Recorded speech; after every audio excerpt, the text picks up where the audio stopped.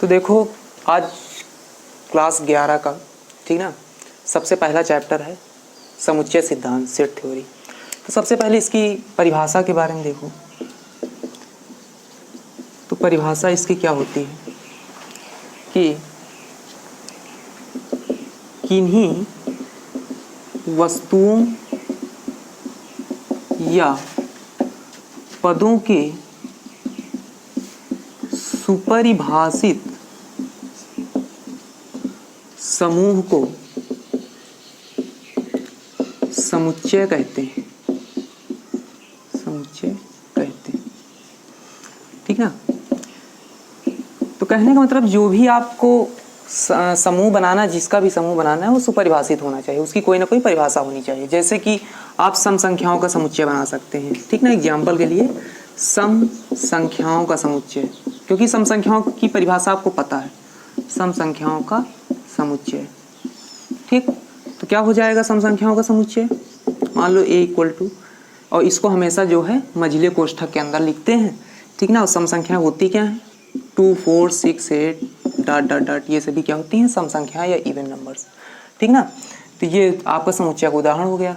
तो एक बात इसमें ध्यान देने वाली है, सुपरिभाषित, ठीक। तो यानी जो भी आप कलेक्शन कर रहे हो वो डिफाइन होना चाहिए, वेल डिफाइन होना चाहिए, ठीक ना। अब वेल डिफाइन कौन कौन से शब्द नहीं होते ये जरा देख लें। कुछ शब्द ऐसे हैं जो वेल डिफाइन नहीं होते, जैसे सरल, कठिन, ठीक ना, अच्छा, सुंदर, खराब, ठीक ना, सर्वश्रेष्ठ, खतरनाक, बुद्धिमान। ये जो शब्द हैं, आदि शब्द सुपरिभाषित नहीं होते, ठीक ना। इनकी जो है परिभाषाएं नहीं दी जा सकती, भाषित नहीं होते। तो जब कभी भी आपसे कुछ समूह बनाने के लिए कहा जाए, समुच्चय बनाने के लिए कहा जाए, और उस वाक्य में इन शब्दों का अगर प्रयोग कर दिया जाएगा तो आप सीधे कह देंगे कि वो समुच्चय नहीं है। जैसे कह दिया जाए एग्जाम्पल के लिए, जैसे कह दिया जाए कि कक्षा 11 के सबसे अच्छे लड़कों का समुच्चय, लड़कों का समुच्चय, ठीक ना। तो ये अच्छा शब्द इसमें आ गया, ठीक ना। तो जहां पर भी किसी की बड़ाई की जाए या बुराई की जाए तो वो जो वाक्य होता है, वो जो कलेक्शन होता है, वो आपका सुपरिभाषित नहीं होता।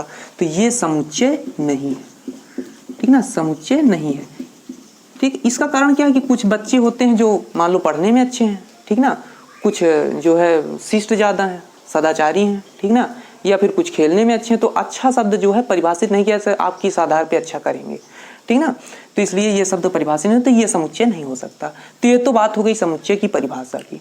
अब आती है मेन बात कि समुच्चय का संकेतन कैसे करते हैं, उसके बाद समुच्चय का निरूपण, ठीक ना। तो देखिए समुच्चय का संकेतन और समुच्चय का निरूपण। तो सबसे पहले बात होती है समुच्चय के संकेतन की। तो समुच्चय का संकेतन, तो समुच्चय का संकेतन, ठीक ना। तो समुच्चय का जो संकेतन है, आप ये थ्योरी लिखते चलेंगे अपनी फेयर कॉपी में, ठीक ना। फेयर कॉपी ले लेंगे और उसमें ये थ्योरी आप लिखते चलेंगे, साथ साथ समझते चलेंगे और लिखते चलेंगे, ठीक। तो समुच्चय का संकेतन, तो समुच्चय को अंग्रेजी वर्णमाला के, अंग्रेजी वर्णमाला के बड़े अक्षरों, बड़े अक्षरों A, B, C dot dot dot X, Y, Z से संकेतन करते हैं। समुच्चय का लिख दो, ठीक ना। समुच्चय का अंग्रेजी वर्णमाला के बड़े अक्षरों ABC, X, Y, Z से संकेतन करते हैं, ठीक ना। इसके बाद बात आती है समुच्चय का निरूपण। तो समुच्चय का निरूपण, तो देखिए समुच्चय के निरूपण की दो विधियां, ठीक ना। कौन कौन सी विधि है? एक है तालिका विधि, ठीक, या इसको और क्या कहते हैं? रोस्टर विधि भी कहते हैं, रोस्टर विधि। एक है गुण विधि, या इसको और क्या कहते हैं? समुच्चय निर्माण विधि, निर्माण विधि। अच्छा, इसका और एक नाम है, इसको नियम विधि भी कहते हैं, नियम विधि भी कहते हैं, और भी एक नाम है सारणीयन विधि भी कहते हैं इसको, सारणीयन विधि। ठीक ना। तो ये सभी आपको आपकी जो है समुच्चय के निरूपण की विधियां हैं। ठीक ना। अब आ जाइए कि आखिर इनका काम क्या है वो देखें। ठीक ना। समुच्चय का संकेतन, समुच्चय का निरूपण। ठीक, तो इसको भी नोट कर लेंगे और आगे देखें।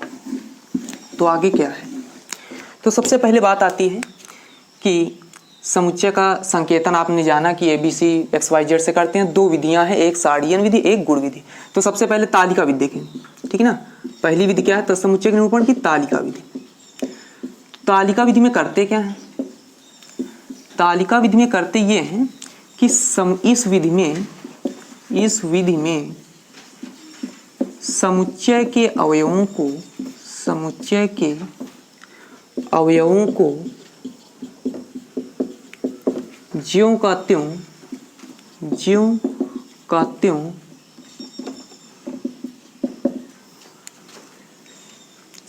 मझिले कोष्ठक के अंदर लिख देते हैं। ठीक ना। मझिले कोष्ठक के अंदर लिख देते हैं। ठीक ना। लेकिन कामा लगा के लिखते हैं। ठीक ना। मझिले कोष्ठक के अंदर कामा लगा के लिख देते हैं। ठीक। तो जैसे एग्जाम्पल के लिए, जैसे आपसे कहा जाए कि प्राकृतिक संख्याओं का समुच्चय लिखो, प्राकृतिक संख्याओं का समुच्चय लिखो, समुच्चय लिखो। ठीक। तो ये कहा गया आपसे कि प्राकृतिक संख्याओं का समुच्चय लिखो।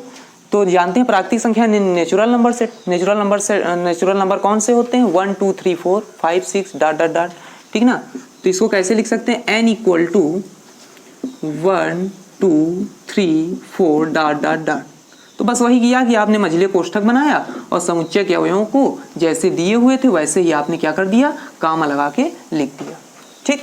अब आगे बात आती है किसकी, अब इसी तरह से आप बहुत सारी समुच्चय लिख सकते हैं। जैसे आप कह दिया जाए पूर्णांकों का समुच्चय, पूर्णांकों का समुच्चय या इंटीजर्स सेट।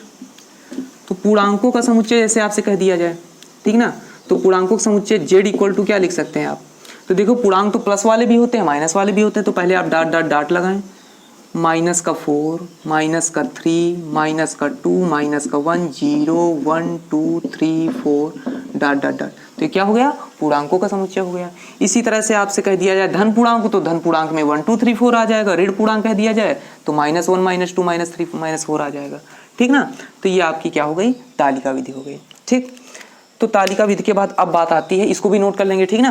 तालिका विधि के बाद बात आती है किसकी, तालिका विधि को और क्या कहते हैं, रोस्टर विधि। तो वहां पे ब्रैकेट में लिख लेना तालिका विधि के बगल में रोस्टर विधि। ठीक ना। अब बात आती है सारणीयन विधि की, सारणीयन विधि, या इसको और क्या कहते हैं, समुच्चय निर्माण विधि। ठीक ना। और क्या कहते हैं, गुण विधि भी कहते हैं। ठीक ना। तो ये इनके नाम है। तो देखो इसमें करते क्या है कि इसमें अवयवों को नहीं लिखते हैं, नाम से पता चला गुण विधि। तो इसमें अवयवों के गुण को परिभाषित करते हैं। ठीक ना। जो भी अवयव हैं उनके गुण को परिभाषित करते हैं। ठीक। तो करेंगे क्या कि यहाँ पे लिखेंगे कि इस विधि में मझिले कोष्ठक के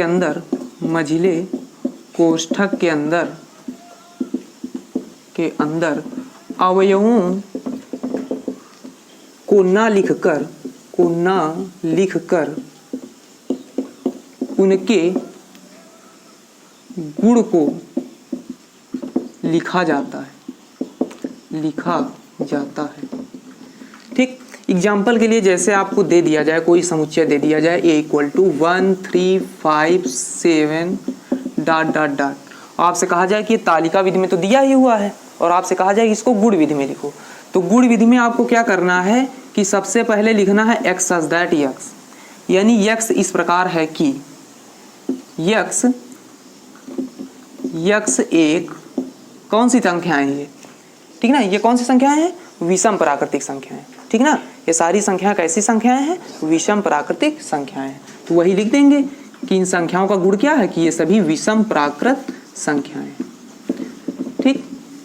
तो इसमें आपको करना क्या है कि गुण को लिख देना है, ठीक ना। इसी तरह से और भी मान लो दे दिया जाए a इक्वल टू दे दिया जाए 1 4 9 16 डॉट डॉट डॉट, ठीक, और आपसे कहा जाए कि इसको गुण विधि में लिखिए, तो देखिए आप देख रहे हैं कि ये 1 का स्क्वायर है, ये 2 का स्क्वायर है, 3 का स्क्वायर है, 4 का स्क्वायर, यानी आप इसमें लिख सकते हैं कि x such that x comma x प्राकृत संख्याओं के क्या है, स्क्वायर है, यानी वर्ग है, संख्याओं के वर्ग है, ठीक। तो ये हो गया आपका गुण विधि। तो ये होती है गुण विधि, समुच्चय निर्माण विधि या सारणियम विधि, ठीक ना। अब आगे देखें, ये तो हो गया समुच्चय का निरूपण, समुच्चय का संकेतन। अब आगे बात आती है समुच्चय के प्रकार, ठीक ना। तो समुच्चयों के प्रकार, एक चीज इसमें रह गई है कि जैसे मान लीजिए कि कोई सेट है a इक्वल टू 1 2 3 और इसमें आपसे ये कहा जाए कि 2 लिख दिया जाए, a लिख दिया जाए, ठीक ना, 4 लिख दिया जाए, a लिख दिया जाए, और तुमसे कहेगा कि ये भरो या तो ये भरो, ठीक ना। तो ये चिन्ह ध्यान रखिए, ये काहे का चिन्ह है, बिलोंग्स टू का चिन्ह है, और ये काहे का चिन्ह है, नॉट बिलोंग्स का चिन्ह है। तो जब कोई अवयव इसमें होगा तो आपको बिलोंग्स टू भरना है, और जब कोई अवयव इसमें नहीं होगा तो आपको क्या भरना है, नॉट बिलोंग्स टू। तो यहाँ पे आप बिलोंग्स टू भर देंगे, क्यों, क्योंकि 2 इसमें a में है, और यहाँ पे चूंकि 4 इसमें नहीं है तो आप क्या भर देंगे, नॉट बिलोंग्स टू भर देंगे, ठीक ना। अब आगे बात आती है कि समुच्चय, समुच्चय के प्रकार, ठीक ना। तो समुच्चयों के प्रकार, समुच्चयों के प्रकार, ठीक ना। तो देखो समुच्चयों के प्रकार के लिए आप 2 आधार बनाएं, ठीक ना। एक आधार होगा अवयवों की संख्या, अवयवों की संख्या, और एक आधार होगा 2 समुच्चयों, समुच्चयों की तुलना। तो देखिए अवयवों की संख्या के आधार पर समुच्चय को कितने भागों में बांटा गया है। तो नंबर 1 एकल समुच्चय, सबसे नंबर 1 में तो रिक्त समुच्चय, रिक्त समुच्चय। नंबर 2 में एकल समुच्चय, ठीक ना, तुम्हारा एकल समुच्चय। नंबर 3 परिमित समुच्चय, समुच्चय, और नंबर 4 अपरिमित समुच्चय, अपरिमित समुच्चय, ठीक। तो देखिए रिक्त समुच्चय सबसे पहले होता क्या है, तो रिक्त के नाम से पता चल रहा है खाली, ठीक ना, यानी एक ऐसा समुच्चय जिसमें एक भी अवयव ना हो, उसे क्या कहते हैं, रिक्त समुच्चय कहते हैं, ठीक ना। इसको नल सेट, नल और इम्पटी सेट भी इंग्लिश में कहते हैं, ठीक ना, इम्पटी सेट, ठीक। इसको क्या कहते हैं, सिंगलटन सेट, ठीक ना, और इसको क्या कहते हैं, फाइनाइट सेट, फाइनाइट सेट, और इसको क्या कहते हैं, इनफाइनाइट सेट, ठीक। तो देखिए सबसे पहले रिक्त समुच्चय की परिभाषा। तो रिक्त समुच्चय नाम से पता चल रहा है खाली, यानी ऐसा समुच्चय जिसमें एक भी अवयव ना हो, उसे क्या कहते हैं, रिक्त समुच्चय। इसे काय से निरूपित करते हैं, फाई से निरूपित करते हैं, ठीक ना, या फिर इसे खाली कोष्ठक से भी निरूपित करते हैं, ठीक ना। तो ये होता है, लेकिन एक बात ध्यान रखेंगे कि अगर फाई को आपने कोष्ठक के अंदर बंद कर दिया तो फिर ये कौन सा समुच्चय हो जाएगा, एकल समुच्चय हो जाएगा, रिक्त समुच्चय नहीं रह जाएगा, ठीक ना।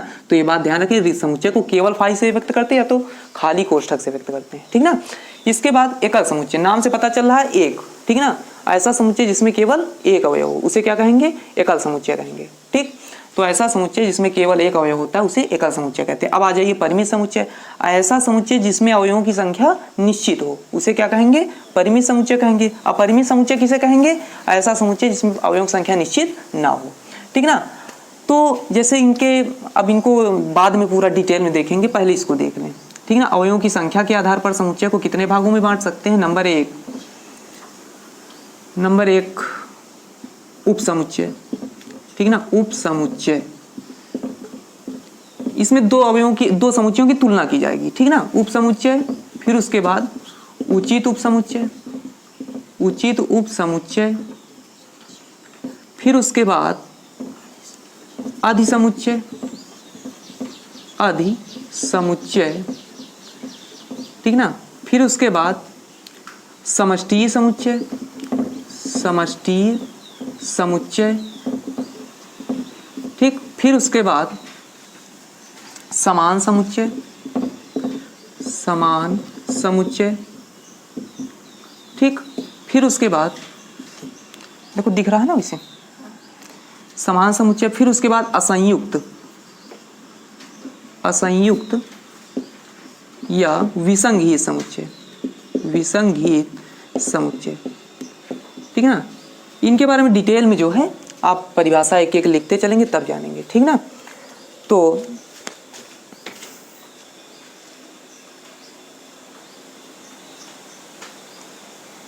ठीक ना, तो इनके बारे में डिटेल में तब जानेंगे जब आप परिभाषाएं लिखते चलेंगे, ठीक ना। तो सबसे पहले आप इस चार्ट को पूरा बना लेंगे, ठीक ना, और इसी से याद करने की कोशिश करेंगे, ठीक। तो देखें सबसे पहले कैसे इनको याद करेंगे। तो देखिए सबसे पहले आप लिखेंगे कि समुच्चयों के विभाजन के दो आधार, ठीक ना। तो नंबर एक, अवयवों की संख्या के आधार पर समुच्चयों को निम्नलिखित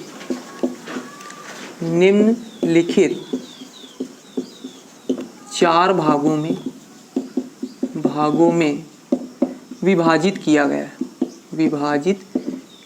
गया है, ठीक। तो नंबर एक अवयव संख्या के आधार पर चार भागों में विभाजित किया गया है। नंबर एक, रिक्त समुच्चय, ठीक ना, हेडिंग डाल लेंगे रिक्त समुच्चय, ठीक ना। नोट्स आप लोग बनाते चलें क्योंकि जब स्कूल खुलेगा तो नोट्स नहीं बनवाई जाएगी। तो रिक्त समुच्चय इम्पटी और नल सेट, ठीक ना, इसको क्या कहते हैं, नल सेट कहते हैं अंग्रेजी में। तो देखिए रिक्त समुच्चय होता क्या, नाम से पता चल रहा है, खाली, यानी ऐसा समुच्चय जिसमें एक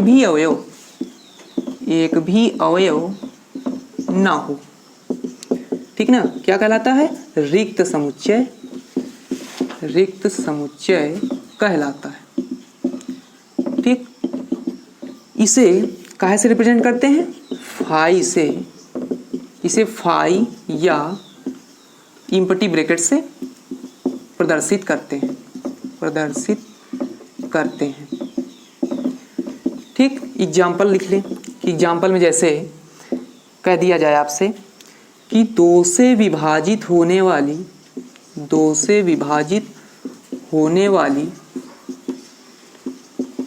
विषम संख्याओं का समुच्चय, ठीक। तो ये बताइए कि क्या कोई विषम संख्या दो से विभाजित होगी, ठीक ना, तो नहीं विभाजित होगी। तो इसलिए कह सकते हैं कि ये काहे के बराबर हो जाएगा, फाई के बराबर, ठीक ना, क्योंकि इसमें एक भी अवयव नहीं होगा, ठीक। तो ये पहली परिभाषा हो गई आपकी रिक्त समुच्चय की, ठीक। अब आगे आ जाइए, रिक्त समुच्चय के बाद में आगे आता है आपका, रिक्त समुच्चय के बाद में आगे क्या आता है, नंबर दो, एकल समुच्चय। तो देखिए एकल समुच्चय क्या होता है, एकल समुच्चय ऐसा समुच्चय जिसमें केवल एक अवयव हो, ठीक ना, एक अवयव हो, क्या कहलाता है, एकल समुच्चय कहलाता है, ठीक ना। ऐसा समुच्चय जिसमें केवल एक अवयव हो एकल समुच्चय कहलाता है। नाम से पता चलता है कि एकल समुच्चय यानी एक अवयव वाला, ठीक। इसका एग्जाम्पल देखें, सबसे अच्छा इसका एग्जाम्पल है समअभाज्य संख्याओं का समुच्चय। तो ये बताइए कि कौन सी ऐसी संख्या है जो सम भी है और अभाज्य भी है, दो है, ठीक ना। तो सेट के अंदर 2, तो ये संख्या आपकी सम भी है और साथ में अभाज्य भी, और इसके अलावा कोई ऐसी सम संख्या है ही नहीं जो आपकी अभाज्य भी हो और साथ में सम भी हो। जैसे 4 है तो 4 सम तो है, ठीक ना, इवन है, लेकिन वो 2 से डिवाइड हो जाएगी तो वो भाज्य है, ठीक ना। तो सम अभाज्य संख्या केवल एक होती है। इसी तरह से कह दिया जाए ऐसी संख्याओं का समुच्चय, ऐसी संख्याओं का समुच्चय जो ना तो धनात्मक हो और ना ही ऋणात्मक हो। ठीक ना, तो ऐसी संख्याएं जो ना तो धनात्मक हो और ना ही ऋणात्मक हो। तो बताइए कि ऐसी कौन सी संख्या होती है जो ना तो धनात्मक ना तो ऋणात्मक हो? 0। तो यानी ये भी काहे का उदाहरण हो जाएगा? एकल समुच्चय का। ठीक, तो ये आपका एकल समुच्चय हो गया। ठीक ना, अब आगे नंबर आता है किसका? परिमित समुच्चय का। ठीक ना, तो देखिए परिमित समुच्चय आप नोट करते चलेंगे इनको। ठीक ना, परिमित समुच्चय तीसरा पॉइंट। तो परिमित समुच्चय क्या होता है? तो परिमित समुच्चय को अंग्रेजी में क्या कहते हैं? Finite set. तो फाइनाइट माने जो निश्चित है, ठीक ना, परिमित माने जो निश्चित है। तो ऐसा समुच्चय जिसमें अवयवों की संख्या निश्चित हो। ठीक ना, यानी नंबर ऑफ एलिमेंट कन्फर्म हो। ठीक ना, अवयवों की संख्या निश्चित हो, क्या कहलाता है? परिमित समुच्चय कहलाता है।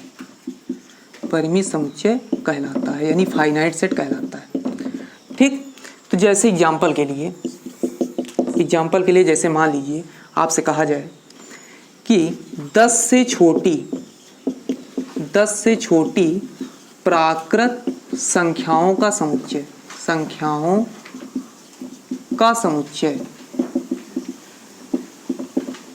ठीक ना, तो देखिए 10 से छोटी प्राकृत संख्याओं का समुच्चय, तो आप लिख सकते हैं कि a इक्वल टू 1 2 3 4 5 6 7 8 9। ठीक ना, तो 10 से छोटी लिखना, तो आपने 10 से छोटी लिख दिया। तो आप देख के बता सकते हैं इसमें नंबर ऑफ एलिमेंट कितने हैं, अवयव कितने हैं। तो अवयव कितने हैं इसमें? 9 है। तो जिसमें आप बता सके कि कितने अवयव हैं उनको क्या कहेंगे? परिमित समुच्चय। अच्छा, जैसे इसी में ये लिख दिया जाए कि b equal to 1 2 3 4 dot dot dot, last में लिख दिया जाए 99। तो इसमें भी आप बता सकते हैं, डॉट डॉट डॉट जरूर लगा हुआ है लेकिन इसमें भी लास्ट में इंड हो गया।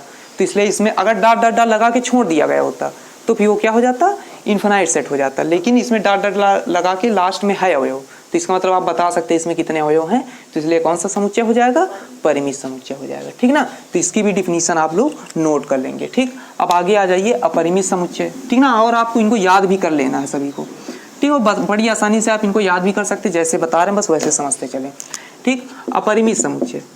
तो अपरिमित समुच्चय, तो नाम से पता चल रहा है कि इनफाइनाइट सेट। ठीक ना, तो इनफाइनाइट सेट माने बिल्कुल इनफिनाइट नंबर हो, नंबर ऑफ एलिमेंट जिसमें अवयवों की संख्या अनंत हो। तो ऐसे समुच्चय जिसमें अवयवों की संख्या क्या हो? अनंत हो, अपरिमित समुच्चय कहलाते हैं।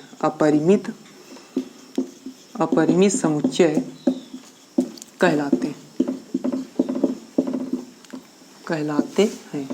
ठीक ना, तो बिल्कुल सीधी सी बात है कि जैसे मान लीजिए a इक्वल टू आपने लिखा, ठीक ना, और आपसे कहा गया सम संख्याओं का समुच्चय लिखो। सम संख्याओं, एग्जाम्पल में सम संख्याओं का समुच्चय लिखो। ये नहीं कहा गया कि किससे छोटी किससे बड़ी, समुच्चय लिखो। तो आप लिख सकते हैं, क्या लिख सकते हैं कि a equal to 2 4 6 8 dot dot dot. तो ये क्या है? सम संख्याओं का समुच्चय है। ठीक ना, तो ये अपरिमित समुच्चय होगा। क्यों? क्योंकि इसमें अवयव संख्या आप नहीं बता सकते कितनी है। ठीक ना, अनंत है।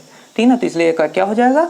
अपरिमित समुच्चय। ठीक, तो ये तो हो गया समुच्चय की विभाजन का पहला आधार, अवयवों की संख्या के आधार पर। अब आपका दूसरा आधार है कि समुच्चय, दो समुच्चयों की तुलना के आधार पर। ठीक ना, तो दो समुच्चयों की तुलना के आधार पर जो है समुच्चय का विभाजन कैसे किया जा सकता है, तो उनको जो है आपको कल बताएंगे। ठीक ना, तो जो लोग चैनल में नए हैं, ठीक ना, तो चैनल को सब्सक्राइब कर लेंगे। ठीक।